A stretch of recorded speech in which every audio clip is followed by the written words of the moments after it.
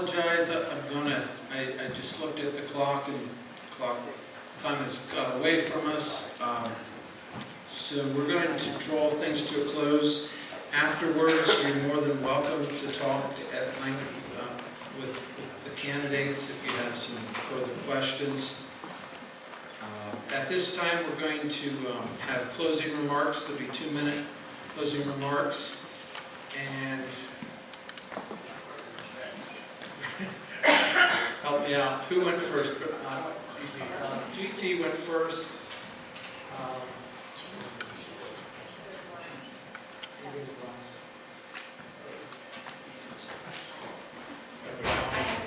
Flip a coin.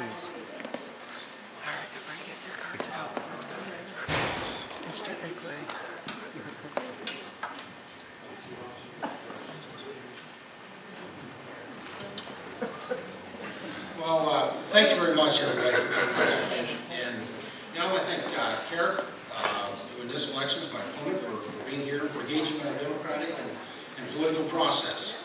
I want to say thank you to the Clinton County Christian Coalition for standing for faith-based principles. I want to thank all of you for attending and for taking the opportunity to make an informed decision as we prepare for November 4th. And you're going to hear a lot of political speak in the days leading to this election. I encourage you to demand the truth. Now, serving as your representative, your voice and your vote in Washington is a responsibility that I perform with respect, intensity, and the leadership that, quite frankly, you deserve. My leadership has been recognized and endorsed by many national and state organizations, but I got to tell you what matters most to me is that my leadership has made a difference to you and your family.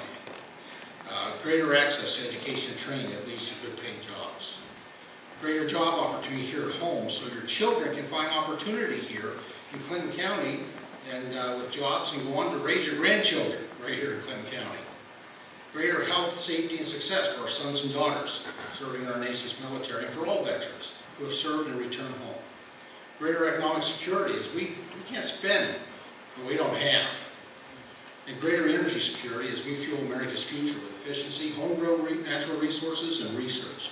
Now, we live in a country where faith, family, and freedom define our birth and our beginnings as a nation. And I want a future for a country where these principles define our destiny. And it really is an honor to work for you as your member of Congress, and I'd be humbled to have your vote as continue as your member of Congress on November 4th. Thank you so much for being here, and God bless.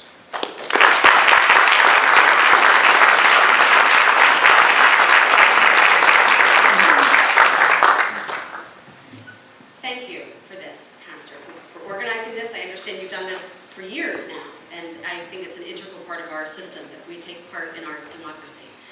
I wish more of us did and more of us voted. That's on us to make sure that happens, and I want to thank the Congressman for making time in his schedule to come and do this with us. I believe it's the beginning of a conversation, and I hope it's one that we don't stop short, because this is how we do the work. Nationally, we know that the approval rating of Congress is a near low, hovering around 9%, 11%, depending on the day. We talked earlier about the fact that people have lost faith in their government. I'm one of them. I believe it's broken too. It's not just what people are telling me. I believe we've been bought. I believe Citizens United has opened the floodgates for money to pour into our government, and that is one of the biggest risks and security risks we face. A follow-up bill, McCutcheon, allowed the money to be anonymous, so we don't even necessarily know who is influencing our elections. And that causes me grave concern, grave concern. And until we start sending people to Congress that are going to do something about it, we're going to continue to have exactly what we have.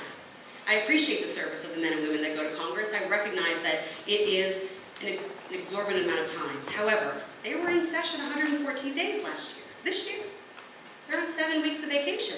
They go back to work November 12th. In my line of work, I don't get 7 weeks to campaign for the job I have. I have to go do the work to keep the job that I have.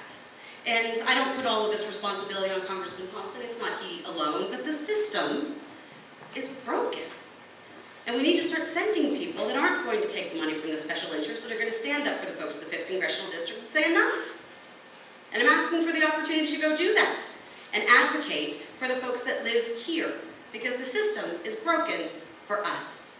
So thank you for having me. Thank you for this opportunity. I enjoyed it thoroughly, and I look forward to having the opportunity to do it again. Thank you very much.